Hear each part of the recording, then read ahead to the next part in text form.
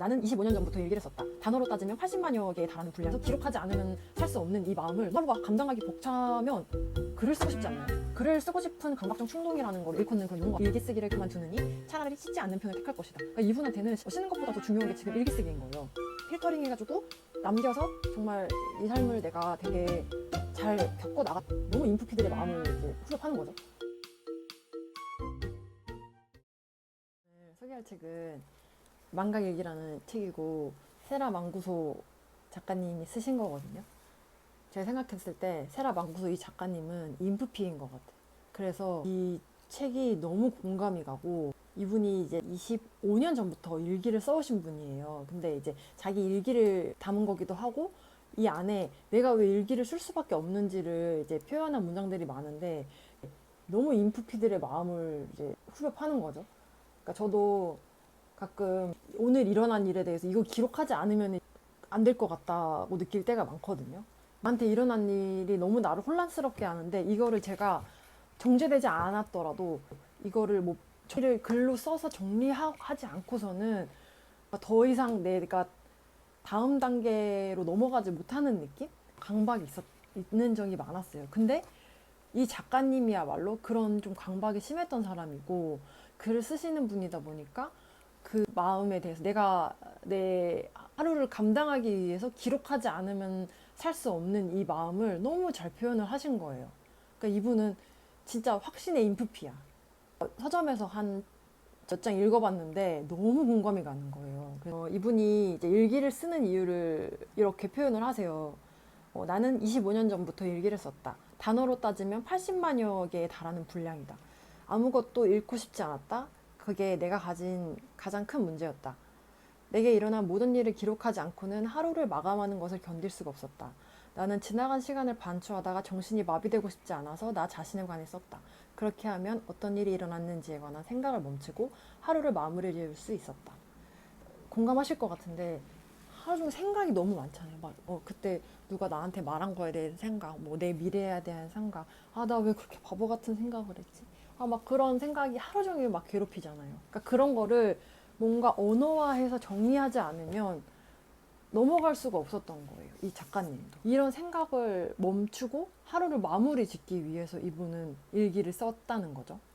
근데 또 감동적인 게, 하지만 그 이유 때문만은 아니었대. 생각을 단순히 멈추고 싶어서 기록을 한 게 아니라 나는 내가 진심으로 삶에 열중하고 있었다고 말하고 싶어서 썼다. 경험 그 자체로는 충분하지 않았다. 일기는 삶의 마지막 순간에 정신을 차렸을 때 내가 뭔가를 놓쳤다는 사실을 깨닫는 일을 막기 위해 동원한 방어기제였다.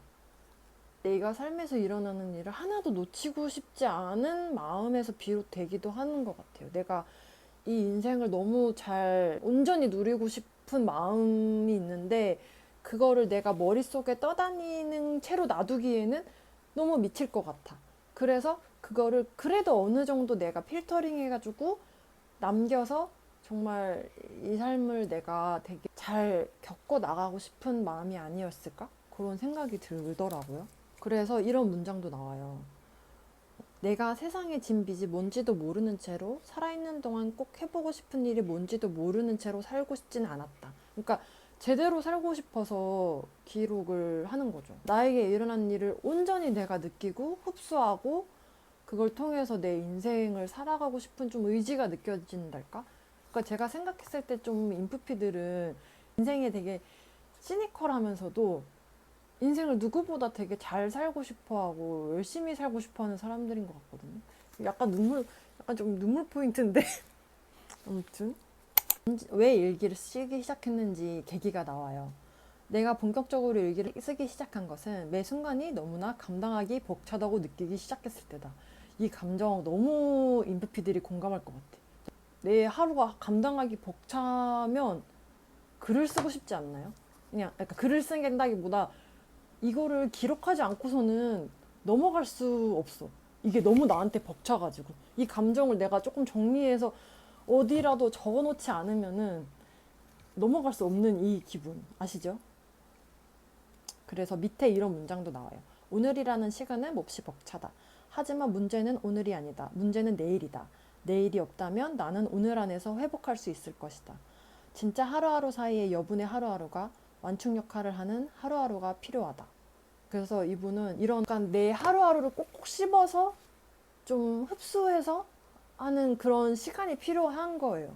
내가 이런 경험을 했어. 그러면은 그걸 좀 머릿속에서 꼭꼭 씹어가지고 충분히 소화를 해서 넘어가고 싶은 순간들이 있는데 눈 떠 보면 바로 내일이야. 또 벅찬 하루가 시작되고 또 이렇게 하루하루 흘러가면은 여기서 막 물이 점점 차올라가지고 숨이 막혀서 막 죽을 것 같은 그런 느낌이 들 때가 있잖아요. 아, 없나? 그래서 그런 게 없으면은 이런 얘기가 있거든요. 나는 그냥 그 시간에 휩쓸려 사라질 것이고 무언가를 지속하는 행위의 목적을 더는 기억하지 못할 것이다. 그러니까 이런 게 두려워서 기록을 하는 게 아닐까 싶었어요. 여기 아주 너무 좋은 문장이 나와요. 그래서 이 작가님이 그래서 25년이 흐르는 동안 일기쓰기는 내 하루치의 청결을 책임지는 필수 일과가 되었다. 일기쓰기를 그만두느니 차라리 씻지 않는 편을 택할 것이다. 그러니까 이분한테는 씻는 것보다 더 중요한 게 지금 일기쓰기인 거예요. 나의 그런 진짜 물리적인 오염은 참을 수 있어. 근데 내 정신적인 오염이라고 해야 될까? 내 정신적인 오염은 참을 수가 없는 거야. 그래서 이거를 일기를 쓰면서 좀 정화를 하고 그게 좀 나를 회복하는 길이라는 거죠. 너무 공감돼 진짜. 근데 차이점은 뭐냐면 이런 마음이 너무 공감 가는데 저는 집에 오면 이걸 이제 내가 오늘 하루치 있었던 나의 감정들, 이 정리되지 않은 이 불순물들을 정리하고 싶다. 근데 집에 오면 바로 그냥 유튜브 켜가지고 바로 침착맨 채널 봐. 그러면은 이제 바로 11시 되고 이제 졸려가지고 이제 자게 되죠. 이런 것도 있대요. 하이퍼그라피아라고 해가지고 글을 쓰고 싶은 강박적 충동이라는 걸 일컫는 그런 용어가 있는 거예요. 사실 인프피들은 어느 정도 이런 글을 쓰고 싶은 강박적 충동이 있는 사람들인 것 같아. 제가 봤을 때. 하이퍼그라피아 같은 모먼트가 아주 많이 등장을 해요. 글을 쓰지 않으면 그날 오후를 넘기지 못할 것 같았다. 기억을 담을 그릇이 꽉 차 있었다. 비상사태였다. 당장 비워야 했다. 비워야 했다. 비워야 한다. 그러니까 진짜 무슨 해요소가 비우는 곳이잖아요. 그러니까 정신적인 해요소가 너무 필요한 거야. 이런 사람들한테는. 이거를 다 비우지 않으면 견딜 수가 없는.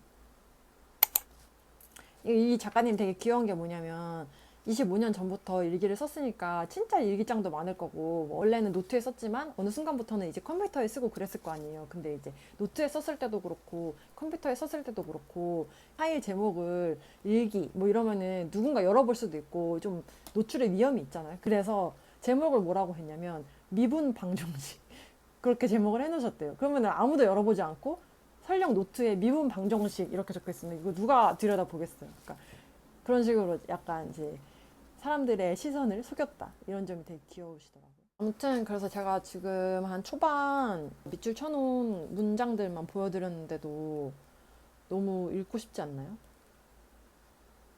그래서 이 뒤에 가면은 그러니까 이분이 진짜 25년 동안 썼던 일기가 그대로 이제 적혀 있거든요. 뭐 아마 좀 선별을 한 것 같기는 한데 그래서 이거를 기록하지 않으면 넘어갈 수 없는 그런 좀 취약함을 가진 한 인간이 나중에는 이제 결혼을 하고 아기를 가져요. 그래서 이제 태어난 아기가 너무 사랑스러우면서도 이게 또 나의 정체성의 혼란이 오지만 그걸 또 되게 사랑으로 극복하는 얘기들이 나오거든요. 사람이 어떻게 성장하는가에 대해서 그게 고스란히 적혀 있어서 되게 뭉클해요. 8개월 지났지만 이제 제가 올해 읽은 책 중에 제일 기억에 남는 책 중에 하나가 되지 않을까 싶기도 하고 여러분도 꼭 읽어보시길 바랄게요.